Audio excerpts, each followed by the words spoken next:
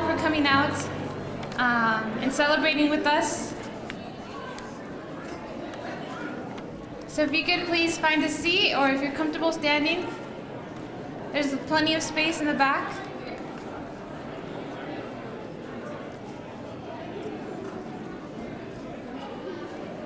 First off, we're going to start with Mayor Chuck Bennett. He is going to welcome us today to celebrate Martin Luther King Jr. Day.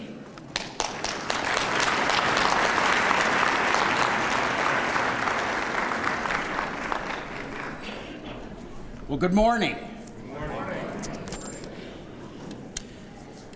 Coalition of Churches, Salem Kaiser chapter of NAACP, social justice leaders, thank you for inviting me and for setting this stage for all of us to gather, to reflect, to march, to express our deeply held, shared commitment to social justice. Everyone, I am so glad to see you. I am really emphatically moved by how many people are out for the march today. I want to just take a moment to introduce three other members of your city council that are here. You are in the ward of Councilor Chris Hoy,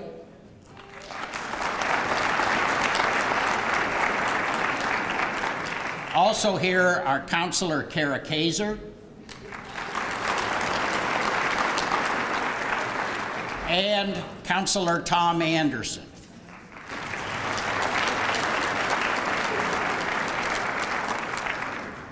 Here we are, more than 5 decades later. Our hearts and our dreams are deeply moved by the vision and legacy of Reverend Dr. Martin Luther King Jr.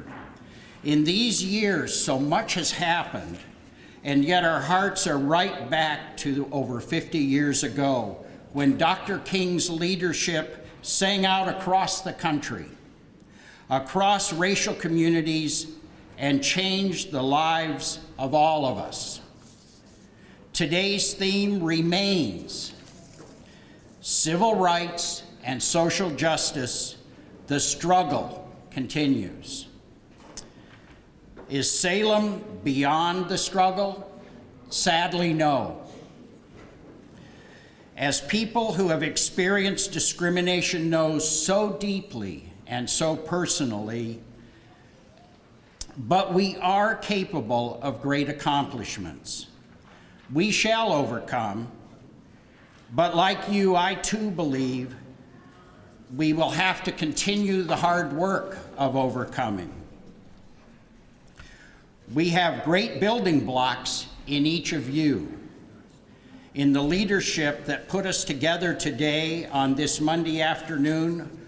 And we have strong history and promising futures as we gather, collect, and organize around today's struggle. In fact, in this way, we honor his memory. Through each of us, we continue the struggle through steps we can take in our daily lives. We remain committed to this task, this march toward that goal of a more perfect vision. Everyone, recognize injustice. Realize it takes many forms, both subtle and overt. Stand up to injustice. Do the right thing, regardless of the personal discomfort it causes. Take time to listen and respect one another. Don't let injustice be minimized or explained away. Take the time to open our minds and our deep understanding to what barriers stand in the way of opportunity for every person. Work together. Help one another. Our city's Human Rights and Relations Advisory Commission examines sources of tension and helps when there are concerns and reports of discrimination. Join them and help them to work both proactively and reactively to engage with this shared struggle. I'm glad you're here. Racism doesn't end through the actions of one person. You and I, through working together, tackle racism. We work together to achieve the dream and vision of Dr. King. Only together will we overcome the struggle and achieve what we want for each another and for Salem. When Dr. King shared his dream, he opened a nation's hearts to a new horizon. When Dr. King marched, he changed our nation and our world. And when he prayed, our Lord heard him. Today we take up that prayer, that baton. God bless the mission of Dr. King. God bless America. And God bless you for being here today. Thank you very much.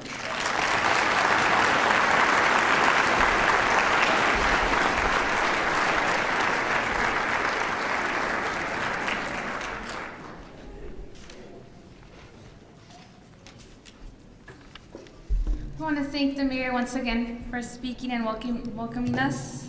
If you can give him a round of applause.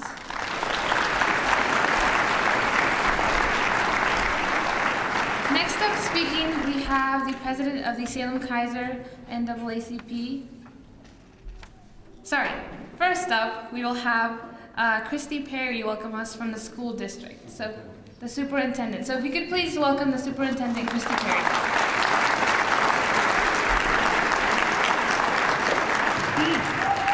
The best part is we have a stool on this high podium.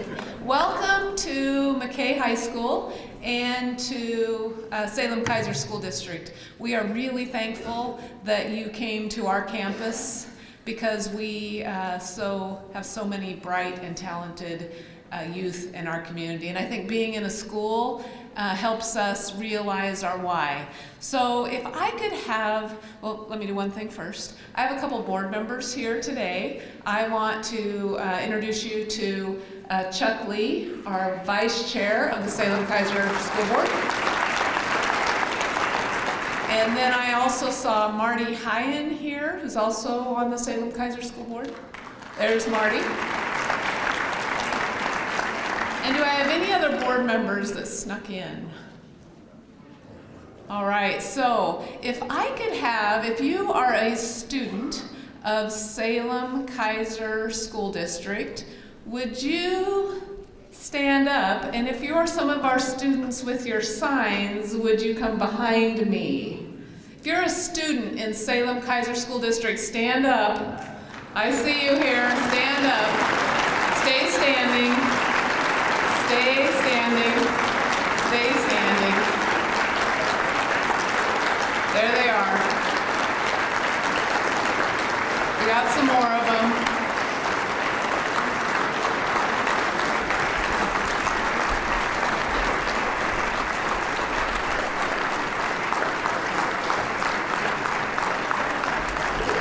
So you have to stay standing for a minute, because I could say all of the same words of our wonderfully eloquent mayor, but what I want you to think about is the words of our mayor and the words of Dr. Martin Luther King.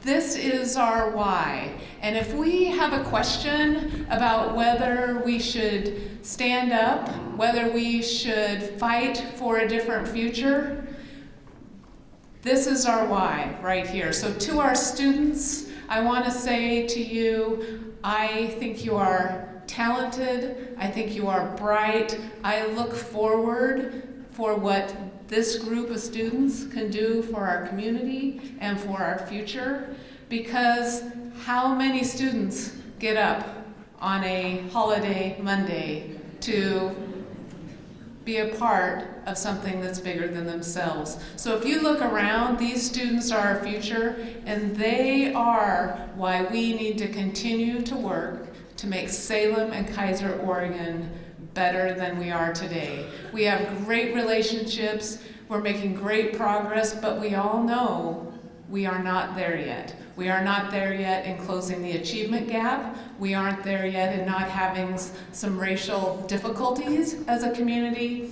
But when you question whether you should do the right thing, think of our why, because these students deserve it, and they are going to be part of a really bright future in our community. So students, thank you. I am proud to be your superintendent every day. If my job is ever hard, I think about you, and you are why I do that job every day. So could you please join me in giving a full Salem, Oregon welcome to these students.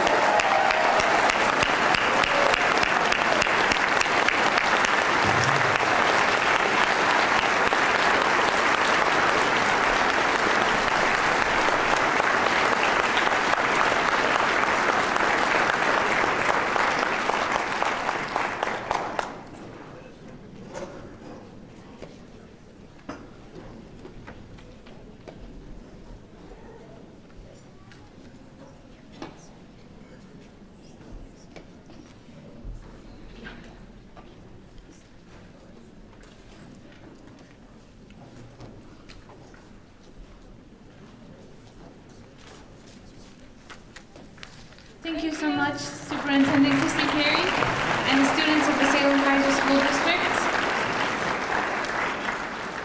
Next up speaking, we will have the president of the Salem Kaiser NAACP, Mr. Benny Williams. So please welcome Benny Williams.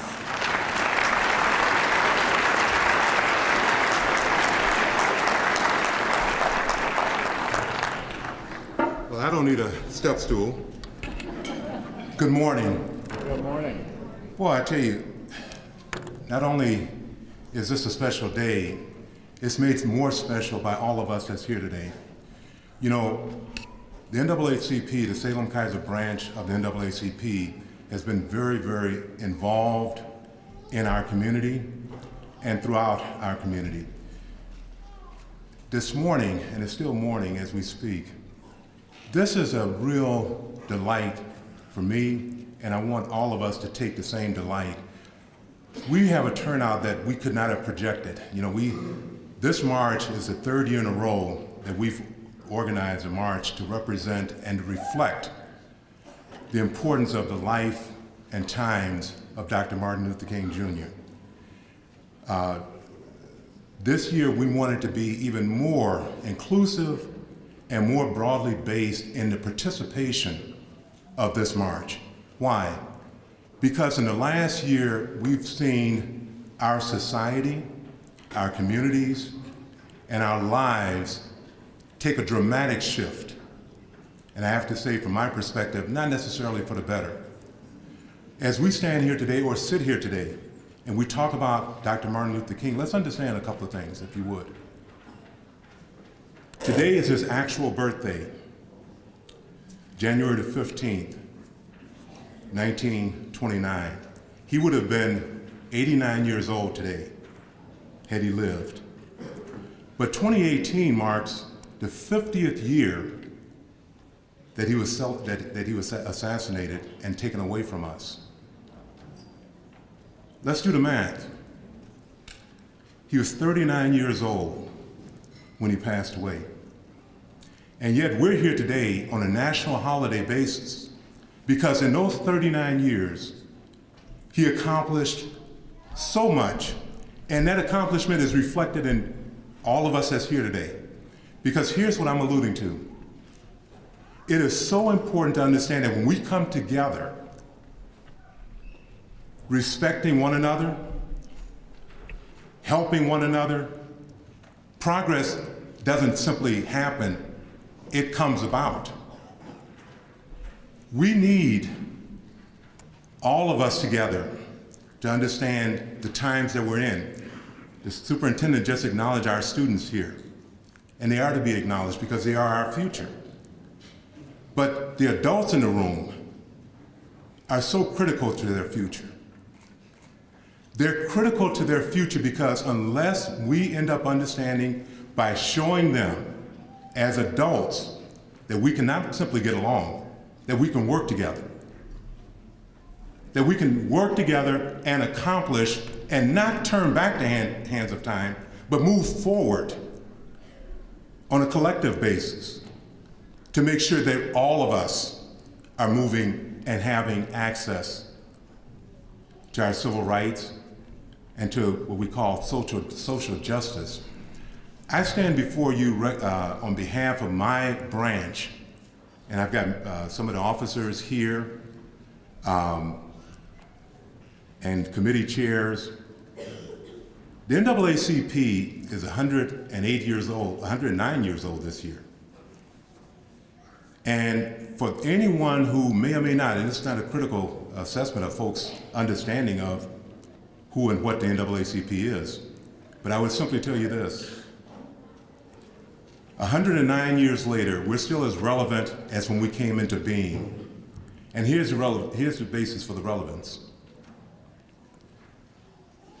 Not African Americans alone. Upstanding and righteous people came together to create the NAACP in 1909. White, women, black, and other nationalities. There was 9 founders of the NAACP. And the basis for it coming into being was a collective understanding that lynching, which is almost standard procedure throughout the South, was not right, morally, or legally. And so they came together, they formed the NAACP. From that day to this day, we've been fighting for all of us to have equal access in every aspect of our society. When I think about where we are today, and I think about this administration that's leading this country right now, we're talking about not simply moving sideways, we're talking about moving backwards in a way that we're seeing legislate. And I'm not going to use the term legislation. Think about something else, and I'm not going to make this a long speech, but I do want to make sure we understand why we're here. I am so delighted with this turnout today, and I think a higher power is delighted as well, because we couldn't have picked a better day. I mean, we're going to march a little bit more than a mile, but you know what? This time last year when we did this, and the time before, it was cold, it was pouring down raining, and yet the commitment of those that wanted to participate wasn't thawed, it wasn't deflated. But where we are today is to understand how important it is to not simply come together, but to understand when we come together what we have to do together. This is an election year. In fact, we have a local election, a statewide election coming up just in a matter of a week. But this is an election year, and it's so important that the adults in the room and the students that are seniors register to vote. That's how we make change. That's how we come back together. Dr. King said 50 years ago, give us a vote, and we will show you what change looks like. And it happened. There's no ifs, there's no ands, there's no buts. It happened. We made progress.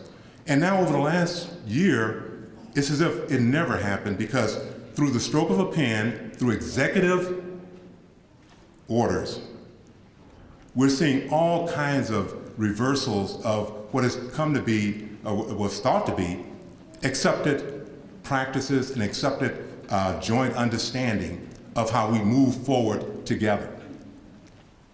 So I want to tell you that as this is an election year,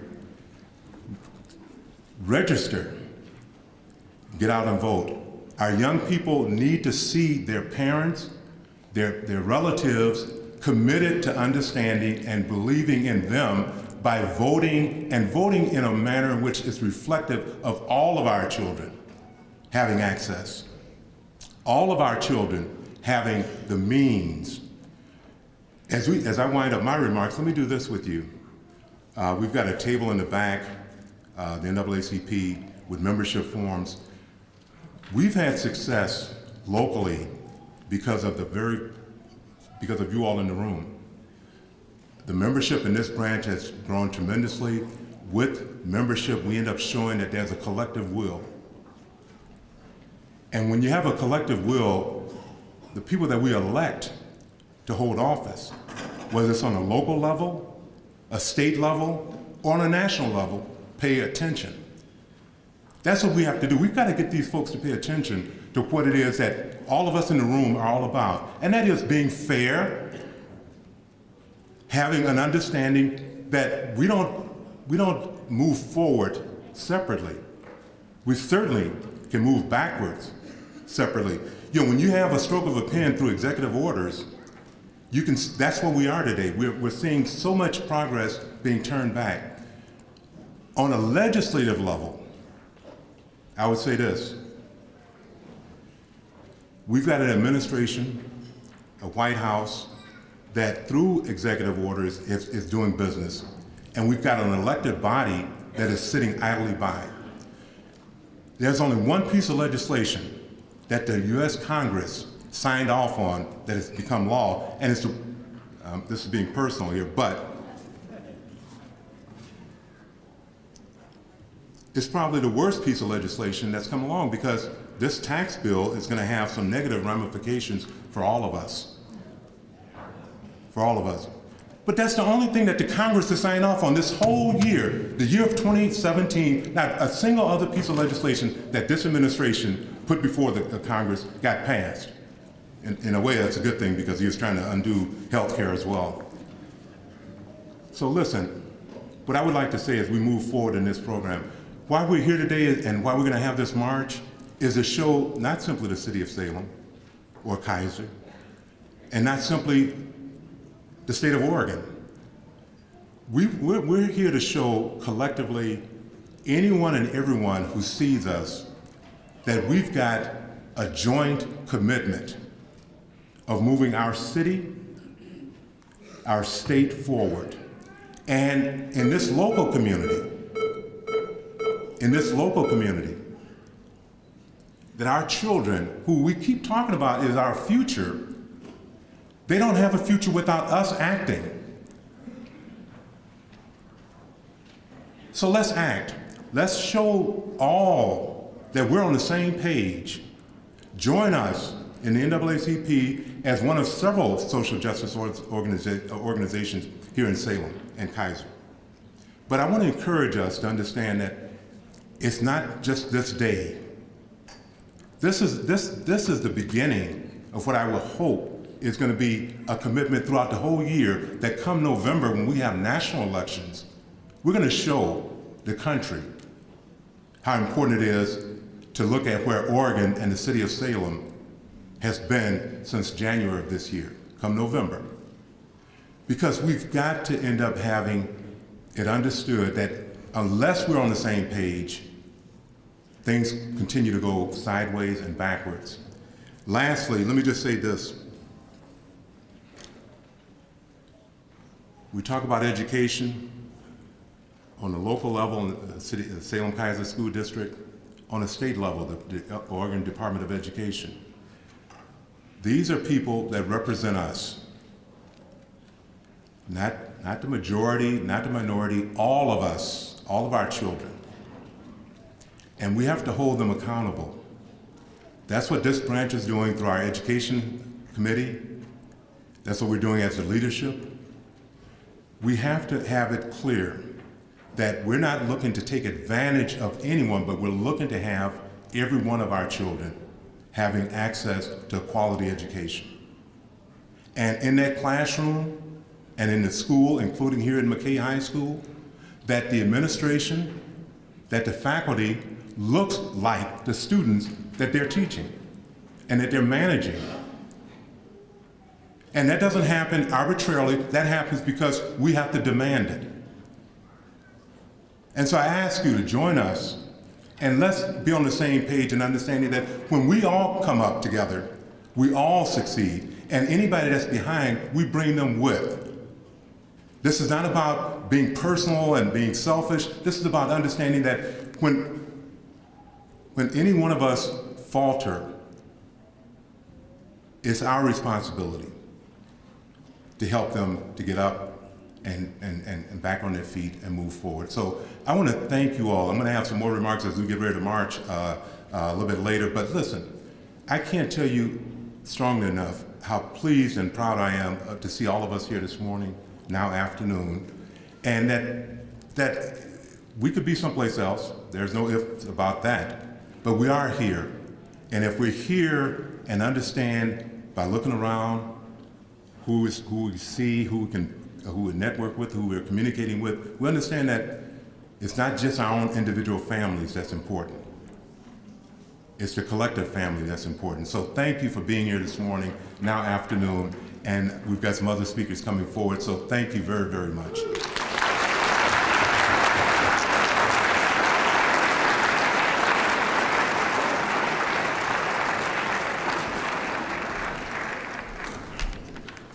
Next up, we're going to welcome a representative from the Coalition of Churches, Pastor Michael Weaver. Please give him a round of applause.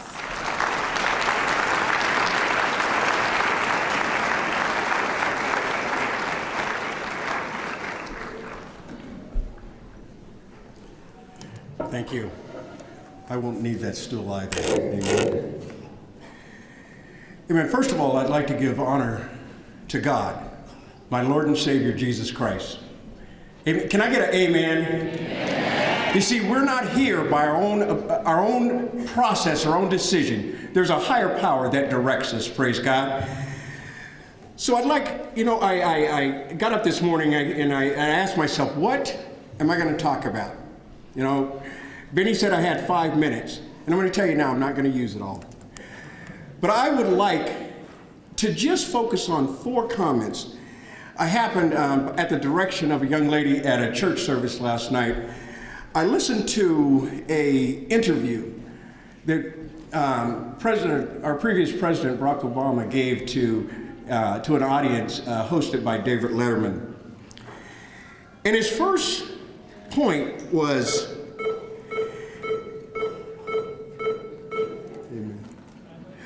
as he was leaving the White House, he asked himself a personal question: how have I run this race? What impact have I had on these United States? So that's where I'd like to start. How has Mike Weaver run his race? I was born in Casa Grande, Arizona. I moved here in the late 60s. Salem, Oregon was a much different place back then. I was a recipient, and some of you know what I'm talking about, commodity foods, welfare. We didn't have so many people that identified in that area at the time. There were very few African Americans in Salem, as there are still very few in Salem today. But what I see my passion as I began to grow up and mature as a man is that I couldn't do anything in and of myself. I couldn't only focus on me. I had to focus on how somebody else helped me. And I think some of you know what I'm talking about. This past week, we ended a week-long service through the Coalition of Churches serving our community, serving the less fortunate, serving the homeless in our community. We've seen every year our population of homeless grow in our community. The theme of this past week has been, am I my brother's keeper? I'm aware of our history. I'm aware of how far we've come. I'm aware that the struggle still continues, but I have to ask myself, what is my role today? So the focus I'd like us to focus on as we prepare to march, what is your role forward? It's time that we not hold on to misfortunes, things that have happened in our past. Yes, we remember those because they shape who we are. But what can we do as a community, as a people, to help someone else? To lift someone else up. My success is not about me. There were many people in my life that formed who I am today. I didn't get here by myself. So as we look and we walk, you'll see men and women with backpacks that are struggling The struggle is real. It might not be the struggle you have or I have, but it's real right here in Salem. It's real in our community. What are we going to do? I am my brother's keeper. Amen? The next comment, our behavior, our opinions, our actions will shape the direction of our leadership. For far too long, we've been a silent community. Some have got engaged in our political system, but so many of us have stood back and pointed a finger when things went wrong. Instead of engaging, I was one of those people. I sat on my couch at home and watched the news and said, shame on that person. Well, you know what today? Shame on me for not engaging myself in the process. Our mayor is here. Our councilmen are here. Councilmen and women are here. Our school superintendent. Salem is better today than it was a year ago. Salem is better today than it was a year ago. We need to look forward. Everyone in this room, in this community, needs to get engaged, support our local officials, but as much as support them, hold them accountable. Our chief of police is here today. Chief Jerry Myers. Or Jerry Moore, I'm sorry. Chief Jerry Moore. Amen. I happen to have the pleasure of engaging and being in meetings with our chief. I love the fact that we have a man of God directing our police force. Now that might not mean something to everyone in this room, but a man that believes in his heart that injustice anywhere is injustice everywhere. And that's what's being taught throughout our police force here. So engage. When you see a police officer, take the opportunity to shake his hand or her hand. Take an opportunity to meet our local officers that protects this community. My next comment, we are entitled to our opinion, but not our own facts. You know, as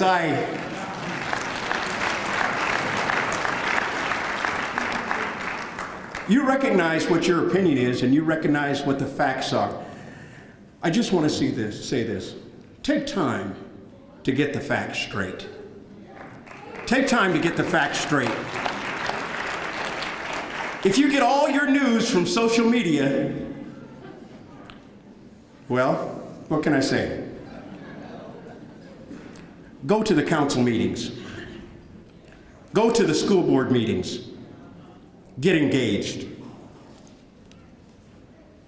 My last comment, we all have a responsibility to make our own contribution. That may mean different things to a lot of us.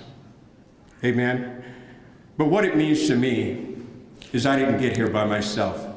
Everything I do in my life impacts somebody else. And I need to be connected to that. I need to be connected to the words I say in this community. I need to be connected and responsible for my own actions, my own behavior.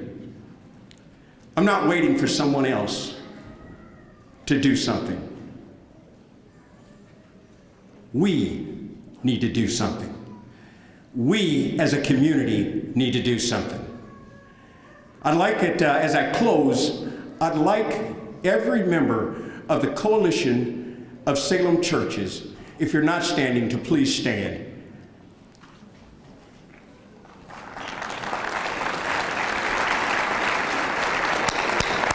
Come on, everybody.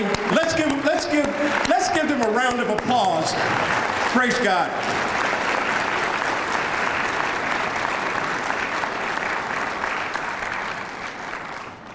I just want to call out very quickly the pastors. We have Pastor Ronnie Brooks, that's a member of this school district, an employee of this school district. All of you know Pastor Ronnie Brooks. Pastor, would you raise your hand?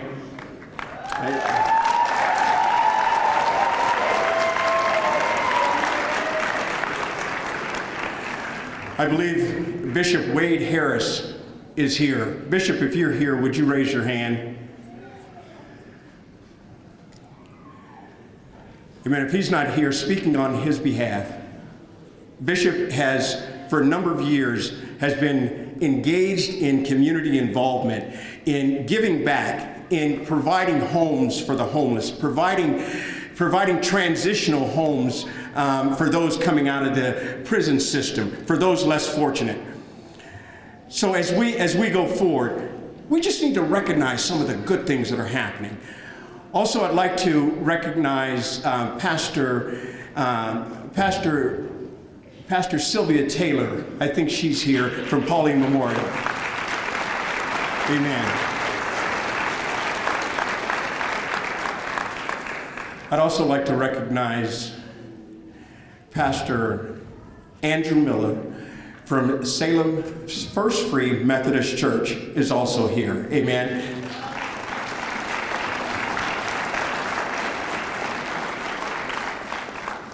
Amen. I don't know if Pastor Williams is here. She's on her way, but our pastor of Salem Mission Faith Ministry, Pastor Marilyn Williams, the wife of our NAAC president, Benny Williams. Give all of these pastors, this congregation, a round of applause.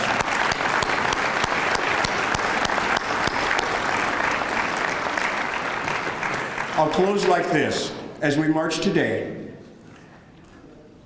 march for our future. March about our future. If you see someone with a backpack, know that they're struggling. Don't just walk by. You know, a simple hello, a handshake, an exchange of first names go a long ways. Amen. Thank you.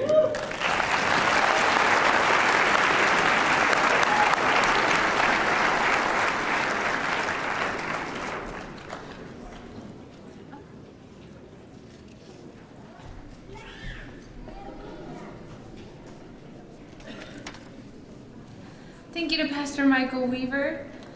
Just a little bit of information. We have coffee in the back. If people are interested, there's warm coffee in the back, so feel free to grab some whenever you'd like. There's also Indian tea in the back, so if you'd like to try some of that, go ahead. Next up speaking, we have a representative from the Salem Islamic Center, Rabi Tamerhulit. Please welcome Rabi.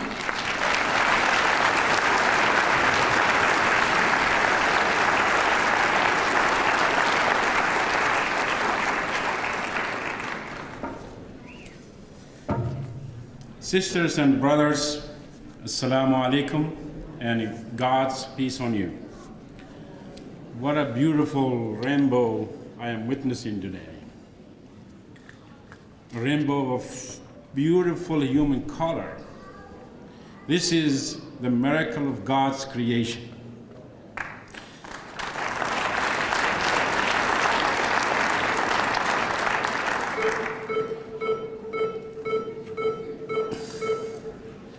This is America, Mr. President. This is America that we fell in love with. We traveled miles and miles for the American dream. Sisters and brothers, Doctor's spirit is hovering over us and watching us. In the last couple of years, Dr. King's legacy has been under attack. The force of darkness and hate and division and racism have been waking like a destructive monster. They were encouraged and empowered by our political climate. Our mosque, synagogue, and temples have been vandalized, attacked, and members of our community are living in fear. It is up to us, the people, if we will to live in dignity, justice, and freedom for all, fate will answer our call. Our nightmare is destined to fold and replaced by beautiful dreams. The force of darkness will be defeated, and the chains are certain to be broken. If we do not embrace the love of dignified life for all, we will evaporate and disappear in its atmosphere, and the history will be a witness on us. Sisters and brothers, Dr. King is telling us, I hear him. The struggle for civil rights and social justice shall continue until all Americans dream the American dream.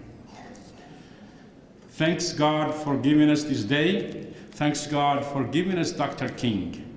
Thank you, God bless you, and God bless this country. Thank you.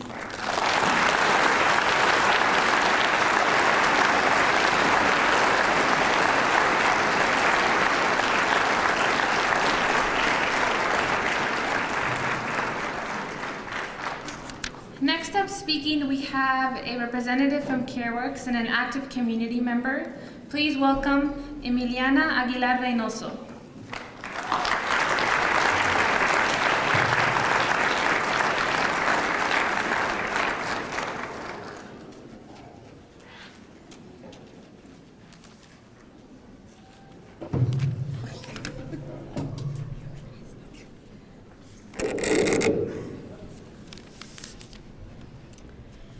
Buenos días.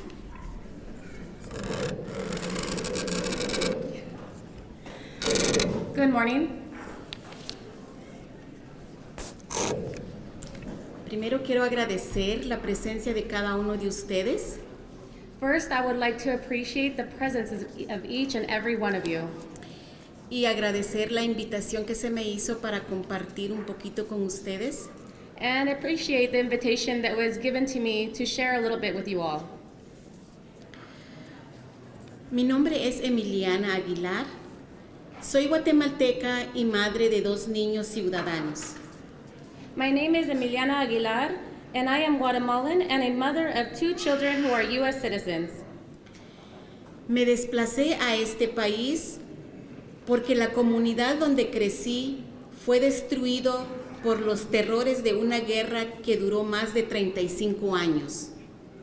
I came to this country because the community where I grew up was destroyed because of the terrors of war that lasted more than 35 years, and that is where we lost our home. Y en ella perdimos casa, familiares y proyectos de vida.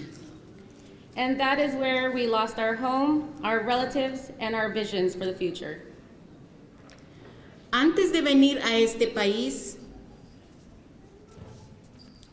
creímos que Estados Unidos es un lugar de oportunidades, con leyes que protege y cuida de su gente. Con esa visión, he llegado a pisar estas tierras y porque creo en el poder de la gente y de la gente de este país. Before coming to this country, we thought United States was a place of opportunities, with laws that protect and care for their people. With this vision, I come here and I walk now on this land, and because I believe in the power of the people, I present myself here today. Como madre de 2 niños ciudadanos, he venido frente a ustedes para exponerles el impacto negativo que estaría causando el recorte del presupuesto a los servicios de la salud a las familias pobres de este estado.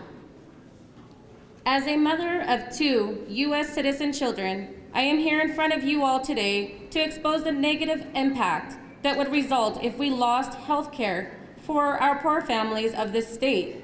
We would basically,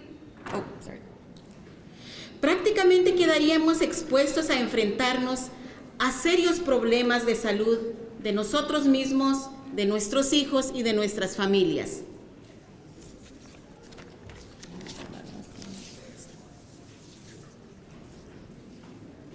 Basically, we would be exposed to have to face serious health problems for ourselves, for our children, for our families. Frente a cada uno de ustedes, frente a cada uno de nosotros, hay un tema donde se juega la suerte de muchos niños, mujeres, ancianos, personas con necesidades especiales. In front of all of us, each one of us here today, there is a subject that is actually a threat to so many of our children, our women, our elderly, and our folks with disabilities. Si se hace el recorte a la salud, imaginémonos cómo seríamos afectados todos nosotros. If there was a cut to our health care, can we imagine how seriously affected each and every one of us would be? Así que nuestra decisión sea a favor de la vida, a favor de los seres humanos y especialmente en favor de los que somos de las comunidades más pobres. So that we realize our decision that we are in front to work towards, to win, is to be in favor of, actually be in favor of lives, and to favor human beings, and especially in favor of the communities most vulnerable. La medida 101 estará en la boleta para la elección especial del 23 de enero. Todos los niños tendrán acceso al cuidado de salud si pasa la medida 101. The Measure 101 is on our ballots for this special election of January 23rd. All the children would have access to health care if Measure 101 passes.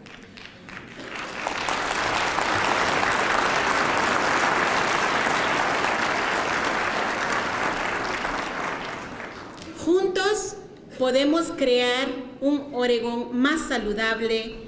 Nuestra salud es un derecho humano. Together, we can create a more healthy Oregon. Our health is a human right. Muchas gracias.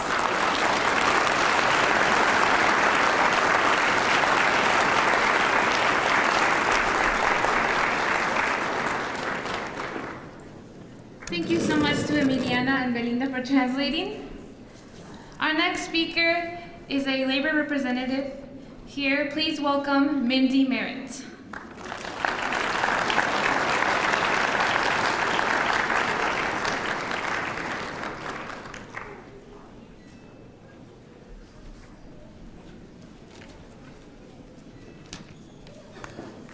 Good afternoon. If you are a member of Salem Kaiser Education Association, would you please come up and stand with me? If you are a member of the Association of Salem Kaiser Educational Support Professionals, would you please come up and stand beside me? Because together, we are a collective voice. Together, in this room, every one of us stands together sharing a message for people. Thank you for standing with me.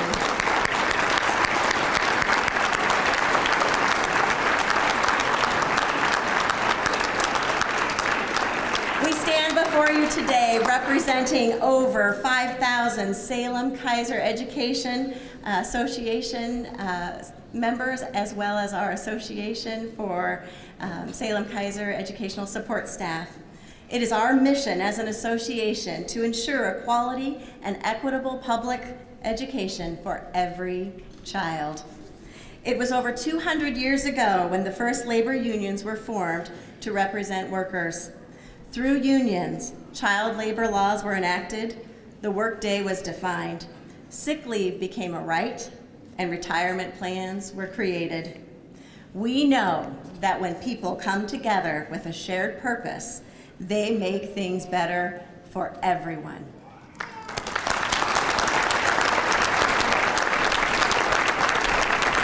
The power of unions is the power of our collective voice. Individually, we can be silenced.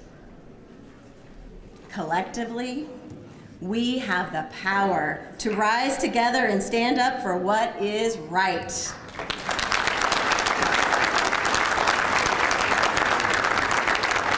As Dr. King wrote within his letter from a Birmingham, Alabama jail cell, injustice, and you can join me because I know you know this, injustice anywhere is a threat to justice everywhere. We are caught in an inescapable network of mutuality, tied in a single garment of destiny. Whatever affects one directly affects all indirectly. 1 year ago, our board and representatives from each school joined together to unanimously approve the Salem-Keizer Education Association affirmation for a welcoming and inclusive union. Let it be known, and this is a part of our foundation, a part of our cornerstone. The Salem-Keizer Education Association boldly states and reaffirms that we are a welcoming and inclusive union who unequivocally and without reservation will do everything within the scope of our ability to protect all of our families, all of our students, our members, and our extended community from any efforts by both individuals and entities meant to harm and prevent engagement and participation in a safe and caring educational environment. We believe in our students and we believe in our community. It is our duty to affirm and protect the rights of students of all backgrounds and cultures, to urge policy and/or legislation protecting immigrant children and their families, to vigorously support and defend the inalienable rights for LGBTQIA+, children, youth, and adults from the incursions of conversion therapy, discrimination, and restroom restrictions that attempt to curb the right to existence of these individuals. It is our duty to oppose a registry in any form that would detail and add to any database the personal information of individuals based on religious membership or affiliation, and/or that would target or ban any of our friends, families, and associates from exercising their freedom of religion. To work to resist the overcriminalization of students of color within our criminal justice system by interrupting the school-to-prison pipeline.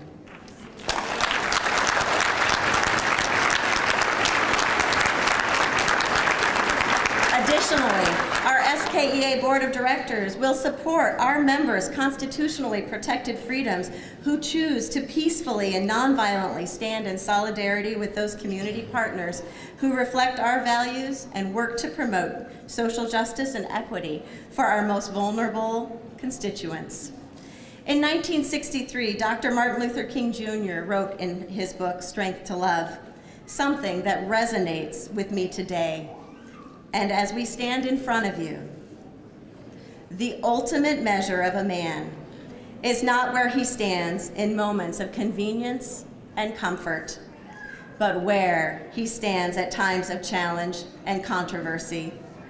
Thank you, thank you, thank you for showing up today. Together we stand up and we rise together. We are honored to stand with you here today as we rise. Thank you.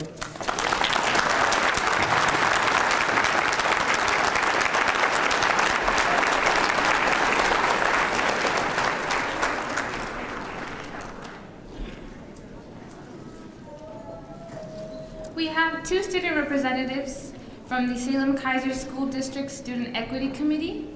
Please welcome Cy Adams and Giovanni Tolentino.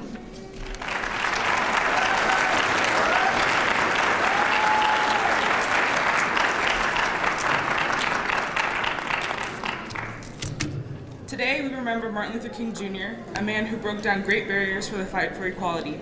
He worked relentlessly to grant Black Americans the unalienable rights that we were promised to all by our forefathers. But still, 50 years after his death, the struggle continues. The problems we face now are not new, they have simply evolved. One that I will focus on today is underrepresentation. We see it everywhere from Hollywood to our corporate boardrooms. But one place where the lack of representation of minorities directly affects every young person, regardless of whether or not they belong to a minority group, is in our schools, from our staff to our curriculum. America prides itself on being a melting pot full of people with diverse backgrounds, yet we fail to teach the history of those who make it diverse. We learn history through a Eurocentric lens from textbooks written with a patriarch bias. If we do not learn our raw, unbiased, and diverse history, the good and the bad, it is bound to repeat itself. With the curriculum we have now, we are sending our students out into the world oblivious to not only past problems, but problems that people continue to face in this country. If we do not expose our students to this, then we are nurturing ignorance when we have the perfect opportunity to break it down. We should not only do better educating students about the past, but also have open discussions about the present. They go hand in hand, so if we know our past better, we can understand our present. I heard kids at my school say that Black Lives Matter movement is equivalent to the KKK, that Black Panthers were an extremist hate group, that the only reason black kids get into good school is affirmative action, that Colin Kaepernick was protesting for nothing because black people are no longer treated badly, and that we don't need a Black History Month anymore because we have to leave the past in the past. But as I continue to speak to them, I realize that I can't fully blame them for these thoughts, because how are they supposed to know better? Our schools don't expose us to anything or educate us about race or any other chronic problem our country has faced. Of course, education is not going to be a magical cure-all that fixes every problem fueled by ignorance, but if we want to create a climate with increased acceptance and understanding, I think it's a good start. Ensuring our curriculum is diverse will not only educate, but it will empower. We live in a world where from the beginning, black bodies are beaten down figuratively and literally, and seeing and experiencing this allows us to potentially go through our lives not knowing the power we possess inside. With a diverse and all-inclusive education comes empowerment. Now, I call out to all my fellow students and young people, we need to find our voice and be brave enough to share it. I know it can be hard and a little bit scary, but we can't afford to be silent. Soon, we will be the leaders, and it will be up to us to continue this ongoing fight for change and equality. And Martin Luther King Jr. said, our lives begin to end the day we become silent about things that matter. So let's honor our great leader, Martin Luther King Jr., and find the same strength, resilience, and courage in ourselves to create change in our community. Thank you.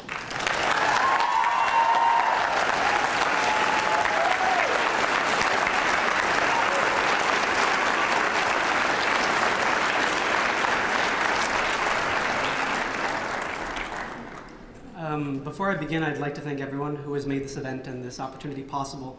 It's a major honor to be speaking to all of you here today. I wish we could gather this weekend under better circumstances, but the truth is our country has been facing difficult times. Over 53 years have elapsed since the passage of the Civil Rights Act, one of America's most prideful accomplishments.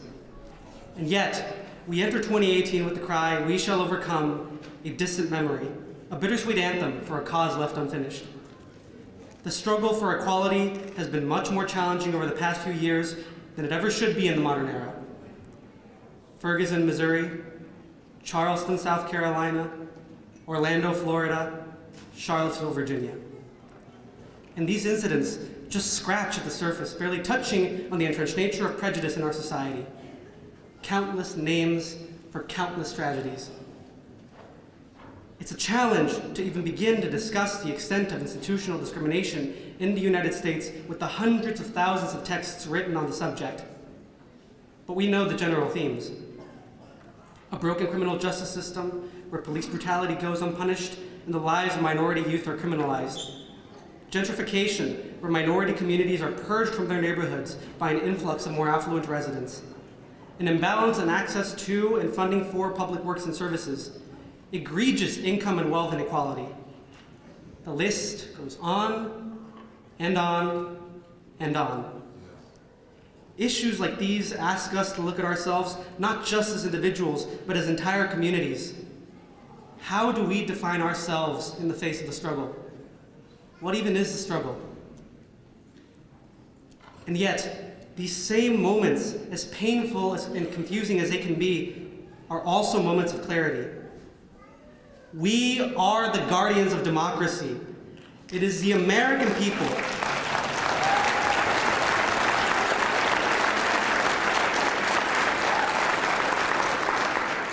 It is the American people, the hopefuls, those that dare to dream for a better world, who will guide the wave of progress to come crashing down on the shores of America. Our goal now is to recognize the intertwined nature of all social plights as the movement for equality expands.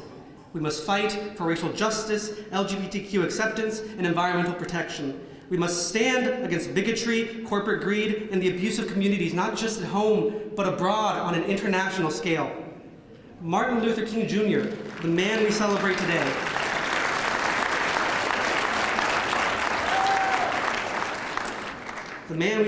today, stood for many of these moral imperatives because he understood that these are issues that transcend partisan politics, that these are issues speaking to our basic humanity. So let us protest, let us petition the government, let us run for office, let us expose the shortcomings of our political system and give a voice to the movement.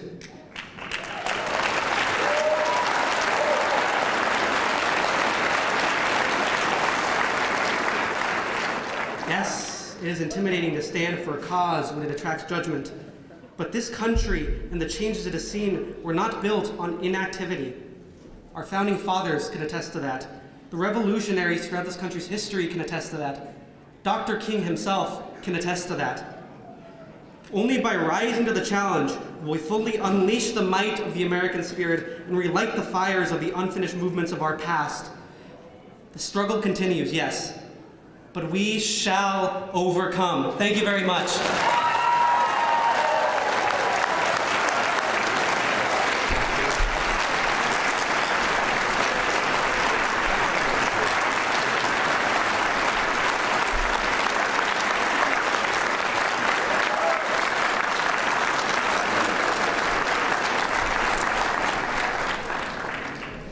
Thank you to Sai and Giovanni Tolentino. Next up, we have Sandra Hernandez Lomelli, who is speaking on behalf of Latinos Unidos Siempre. Please welcome Sandra.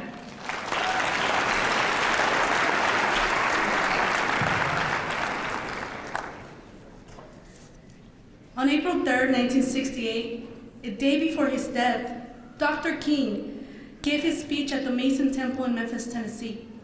And in that speech, he stated, "We aren't engaged in any negative protest and in any negative arguments with anybody. We are saying that we are determined to be people and that we don't have to live like we are forced to live." This quote resonates with the actions of dreamers who have continuously occupied Capitol Hill, putting their own safety on the line to ensure that they can live like they are forced to live. And yet we continue to hear the criticism. But why protest? Why organize? Why? What does that do for you? And in this next quote, King continues, "We got to stay together and maintain unity. You know, whenever the Pharaoh wanted to prolong the period of slavery in Egypt, he had a favorite formula to doing it. What was that? He kept the slaves fighting among themselves. But whenever the slaves got together, something happens in Pharaoh's court, and he can no longer hold the slaves in slavery. When the slaves get together, that's the beginning of ending slavery. Now let us maintain unity." End quote. And in this way, we immigrants, we brown, we black, we undocumented, we documented, must keep unity, so that if I am marching for the DREAM Act today, I will march for Black Lives Matter tomorrow. If I am marching for LGBTQ rights today, I am organizing to keep pipelines out of indigenous lands tomorrow. And if I am advocating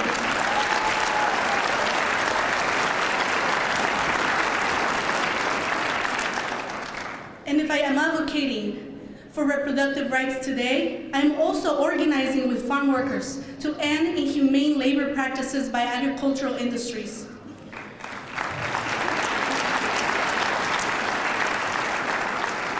We must remain in unity so that we may be in solidarity and stand with our 200,000 Salvadoran brothers and sisters who are now in higher risk of deportation due to the end of temporary protected status.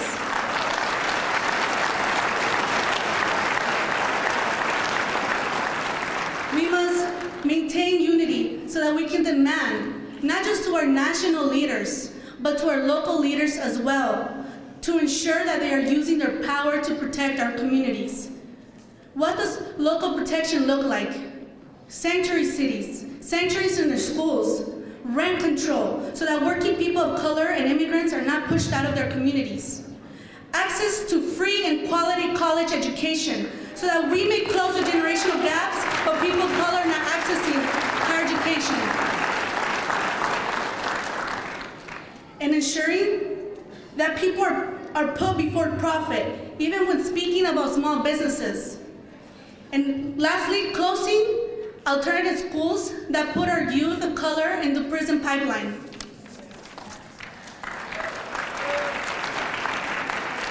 And in Dr. King's words, when people get caught up in that which is right and they are willing to sacrifice for it, there is no stopping point short of victory. So let us not forget that while it is beautiful that we remember Dr. King's legacy and that many people are nowadays holding his name in reverence, we must remember that the fight for social justice continues and that there are people in this community fighting every day to keep our civil rights in place, to uphold the social justice movement that was put here centuries before us. So we must remember what our ancestors have left, ancestors like Dr. King, and learn from the past so that we can build a better present and build for the future generations. Thank you.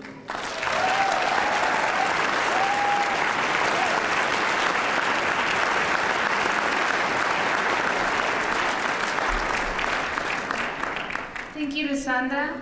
We will begin the march shortly. We have one more speaker here representing the Cross-Cultural Counseling and Consulting Organization. Please welcome Matthew Poteet.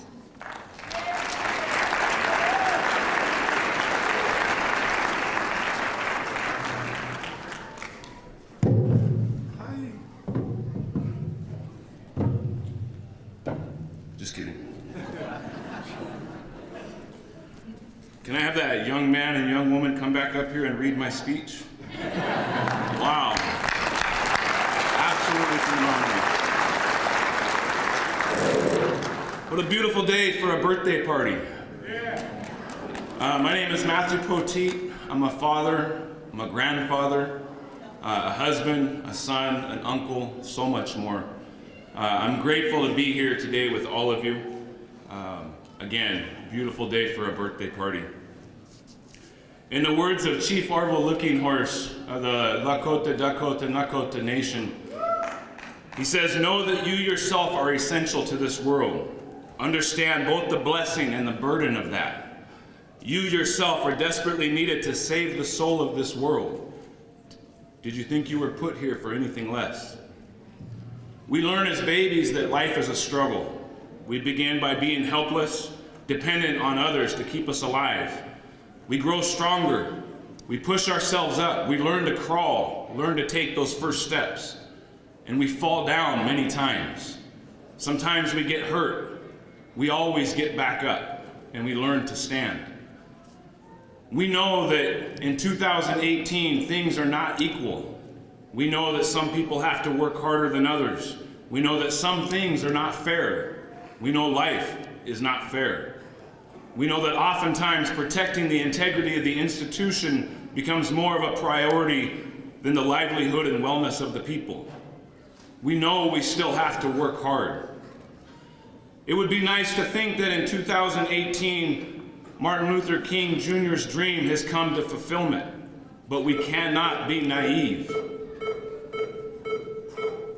Clear?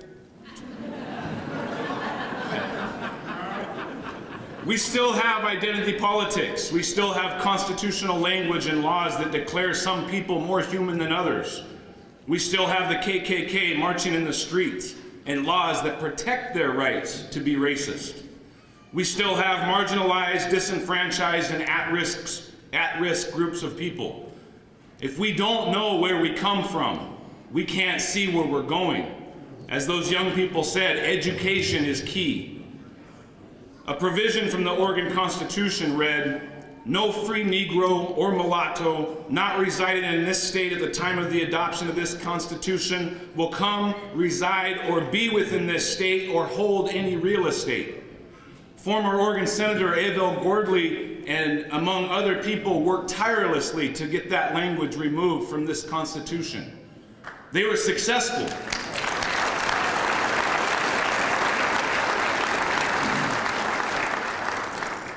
But why haven't these things reflected within our nation's Constitution?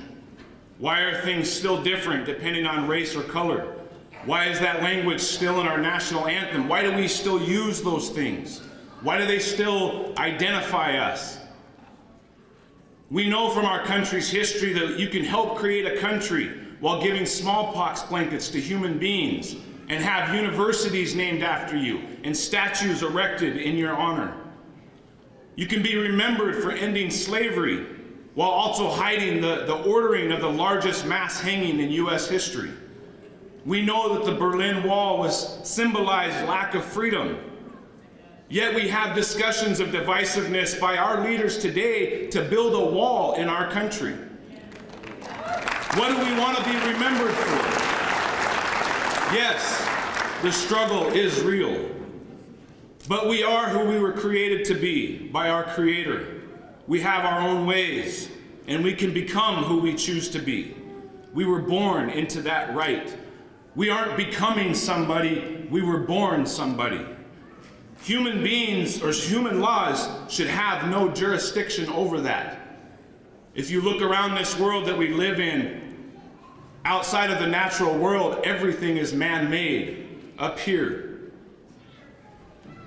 They say the raising of a child begins 100 years before they are born. And since that is true, that as human beings, along with 7 billion other human beings who all originally came from clans and tribes, we have thousands of years of tradition, culture, and knowledge that can guide us in this process. We've been on this journey for a long time in this country, 526 years. 526 years of struggle, 526 years of pushing, pulling, striving, living, 526 years of still being here.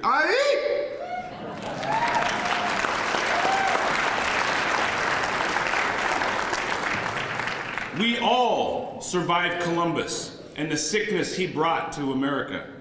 And today we see cities and states beginning to recognize the ignorance and pain caused by him and other people and their despicable achievements. It doesn't help to point fingers or blame, though, as life is mostly about responsibility and protocol. We can choose to be obedient, or we can choose to be responsible. We can't pretend we are tied to the train tracks waiting for someone to come rescue us. We can't remain ignorant or indifferent to the inequalities that ultimately affect each of us. We are our own saviors, the keepers of our brothers and sisters. And we each have a responsibility to bring change to these systems. The inherent rights to clean water, food, and medicine, education should go without saying. And everyone should be protecting these things for one another. Our children are not our future. Our children are now, today, and they are watching, they are listening. Take care of the children. Water is life. Pipelines are not just native issues, but they are infringing on Indian lives today. Tomorrow it will be everybody else. Black Lives Matter is not just a black issue. It calls to the attention of sacredness of black lives. Marriage is not just 2 men or 2 women, but it brings to focus a hate-based mentality that's still prevalent and alive in this country. A border wall is not just a Mexican issue, but an issue that stems to divide each and every one of us. These are the human issues, and none of us are immune to the effects of the spiritual connections that bind us together. Despite how bad things seem at times, keep moving forward, always forward. The Reverend Dr. Martin Luther King Jr. said, if you can't run, or if you can't fly, then run. If you can't run, then walk. If you can't walk, then crawl. But whatever you do, you have to keep moving forward, always forward.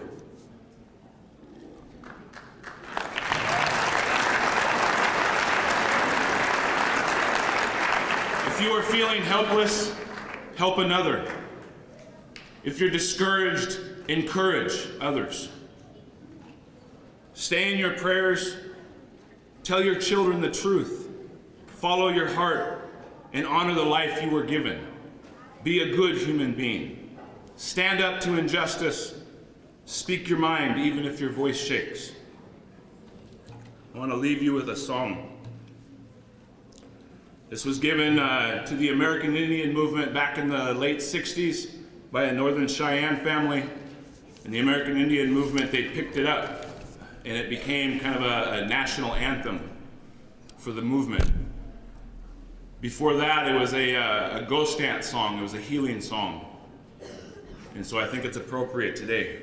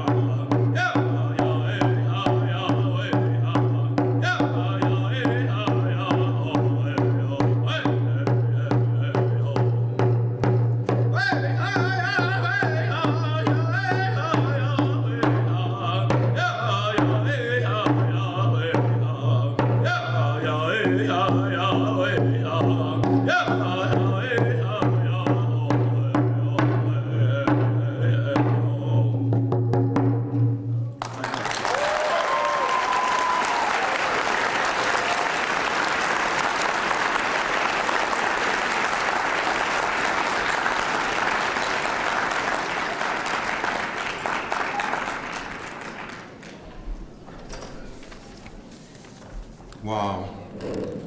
You know, what you've just been part of here as we get ready to march, what you've just been part of is what began literally about 4 months ago under the direction of Paul Crystal, who's not here, Deanna Marquez, myself, and Pastor Michael Weaver as chairs of this Dr. King celebration. Between the churches, between the NAACP, this march and this rally and this moment was really visioned as doing exactly what it has accomplished, bringing together all of the different aspects of our community and having us collectively learn something new. You know we're here, we just don't know who we are. And that's the problem, and that's the basis in which this current administration is using to continue to create confusion, despair, and frankly, percolate a sense of discrimination and racism among people. Because if you don't end up knowing who your neighbors are, who your community is, you end up thinking blindly about only what you hear. And when you can have a president using profanity to describe a country or countries, and that's all you know because you have not been in a moment like this where you hear young people. I am so proud of these two young people. In fact, all of the speakers today, but the two young people that came up today, truly giving us an understanding that they're not just students, they're engaged students. They understand where they are right now and where they want to be, and where they want to take the rest of us.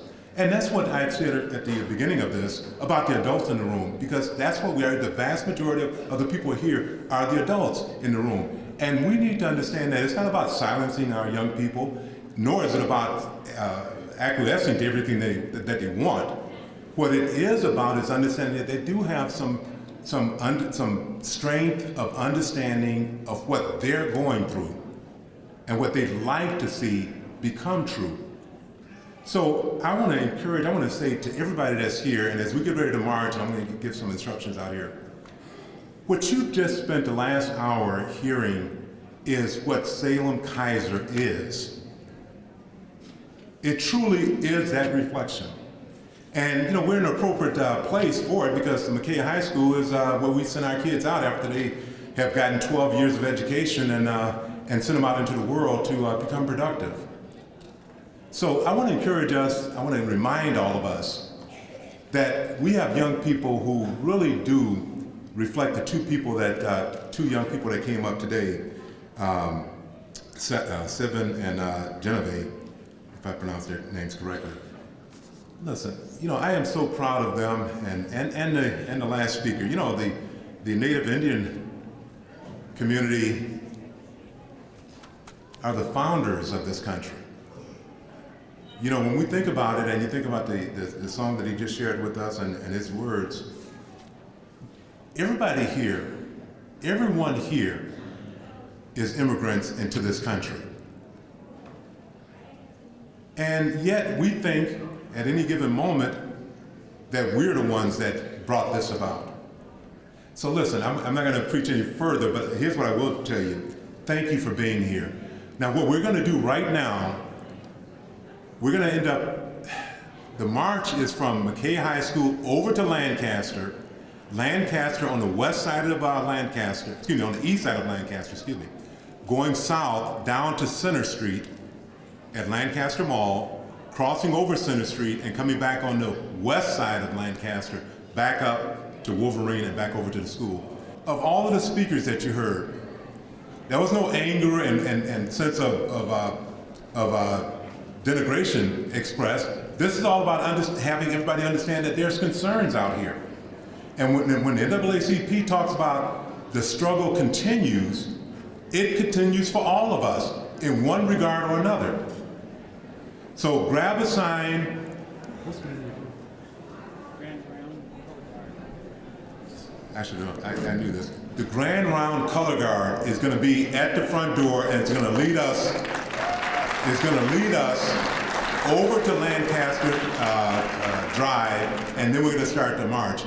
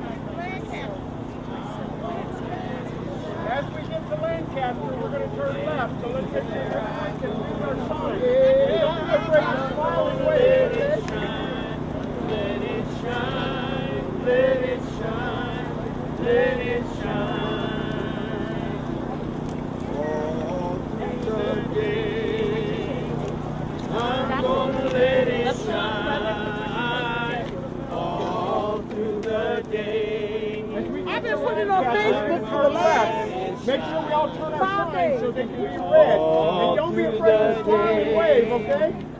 I'm gonna let it shine. Yes.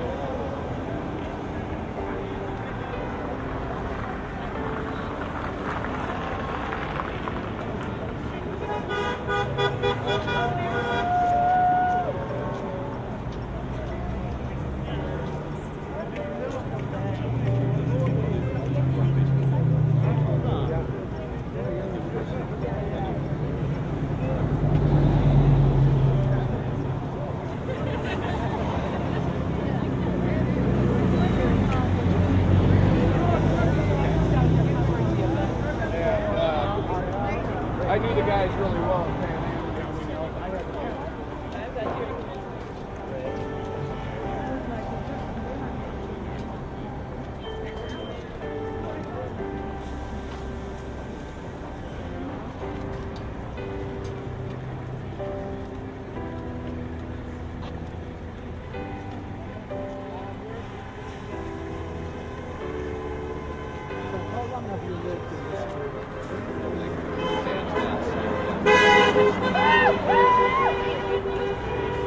Has anybody here seen my old friend Martin? He was cool. You remember that song? Oh, come on, sis. You don't remember Martin and John?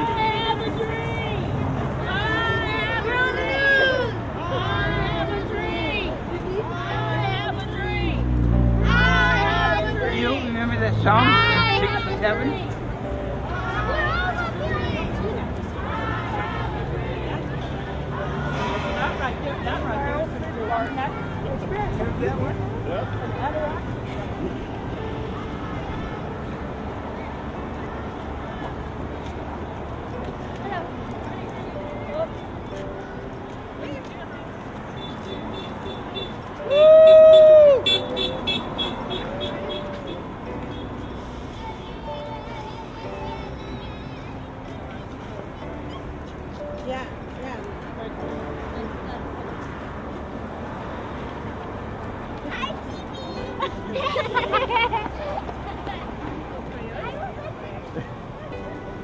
All the rest.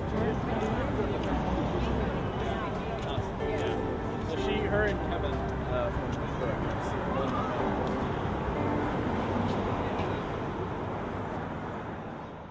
So I'm at McKay High School, and I'm here with Matthew Poteet, and we're at the Martin Luther King Day March happening right now. The marchers are lining up, but we're also asking people to reflect on how did Martin Luther King Jr. impact your life? I think just the overall passion that he had for equality, standing up. The silence of one human being can affect an entire community, an entire population of people. Beyond that, my children are black, and so just through the formation of laws and legislation and changes of different races being able to be married, be together. You can't really put a finger on one specific thing that Martin Luther King did for myself personally. But yeah. Do you remember the first time you'd ever heard of him? I'm assuming at this point, perhaps you were not born yet. And Martin Luther King was assassinated. That was 50 years ago. Right. But do you remember when you first heard about Martin Luther King and what that meant to you then? Honestly, looking back, I heard about Malcolm X before I heard about Martin Luther King. Just having but I grew up around Indian people, being around people that were always standing up against injustice, fighting laws that were that disenfranchised people, that marginalized people. So when I first started hearing about Malcolm X and the civil rights movements and things like that, everything was paralleled. Mm-hmm. A lot of the things were paralleled. I remember hearing about the Black Panthers and them being a militant group. Well, the same thing was said about the American Indian movement, but really arms were picked up to protect the people. They were there to protect the family. And there were laws during that time about black people, Indian people even owning guns. But still, I mean, when you look at I went to school on an Air Force base and to high school, junior high and high school, and before 7th grade, I lived in a little tiny community in Salcha, Alaska. And the whole time that I lived there, there was one black person in our school. And when she first started coming to the school, to the elementary school, that was, she was different. She stood out, and for me, with some of my other classmates who were Native, we weren't the different ones anymore. There was somebody else that was different, and it was kind of cool in that sense. But then I went from 6th grade to 7th grade to this Air Force base, and 3/4 of the school was black. And maybe that's where the impact of Martin Luther King really started coming out, and Malcolm X and things like that, because it was in the late 80s, and so a lot of these guys were getting back to their roots and wearing Africa medallions and trying to find out where they came from, who they were, this pride that was coming out about Africa. So I'm here in front of the McKay High School, and we just finished marching for Dr. Martin Luther King. It's Martin Luther King Day today. And so I wanted to know from Nina, when was the first time you'd ever heard about Martin Luther King, and what did that mean to you? I don't really know the first time I heard about him. I had kind of an interesting experience. I grew up in China, so I went to school there, so kind of a different environment of growing up, but definitely what he means to me is fighting for justice and fighting for equity, and knowing that it's not just about one specific thing or topic, but the intersectionality between so many different things. We've got Black Lives Matter and farm workers working in the fields, and the pesticides that are on the fields. So having all of those things are connected, and all of those things, as we heard from amazing speakers today with Sandra from Latinos Unidos Siempre, it was great to hear her pulling all those themes together of the intersectionality of how we all need to work together for these issues and to be united in these issues as well. Thank you. So you just came back from the march. Yes. And I'm also thinking maybe you were around when Martin Luther King was assassinated? Yes. I'm sure you were young, but do you have a memory of when you heard he was assassinated, if you can remember what that meant to you? I mean, it was a real shock, and given that there was already a fair amount of unrest, I guess had a certain amount of trepidation as how bad is it going to get now when the leader of the movement gets killed. How would you say he impacted your life? A couple ways, I guess, in terms of social justice and just kind of informing me of the issues and the things he stood for, but also in terms of his religious commitment. That was an important part of my life as well, so I connected with him on that aspect as well. Great. Thank you. Did you have anything else to say? Well, I was a legal observer on the march, and we think it went very smoothly. Really appreciated the help of the police department because they helped move things along and kept everybody safe. Yeah, when you say you were a legal observer with the march, can you explain that a little bit further? Well, I'm trained to appear at events and just observe. If there's something going on that doesn't look right, I record it and try and just make sure that whatever happens gets recorded accurately. Okay, and was there concern that ICE might be here, the Immigration for Customs Enforcement? Well, that's always a concern. This probably wasn't a venue where they would likely show up, but yeah, that is part of one of the aspects we're trained to do. If there is an ICE event, show up and observe and record. Great. Thank you so much. It's because I think it's important to hear from Pastor Marilyn Williams, who is part of the NAACP local chapter. So why don't you give us your reaction about how the march went today? I think the march went fabulous. It was wonderful seeing so many people come out of different races, cultures, ethnic groups. It was absolutely wonderful, and everybody is on one accord, and that's what makes it interesting and so much fun. And to see all the youth come out, and the signs and people blowing car horns at the marchers in unison was wonderful. So it was a great day, and the weather was beautiful. Yeah. The weather was beautiful. Not too cold, not too hot, and no rain. Thank you, thank you, thank you for no rain.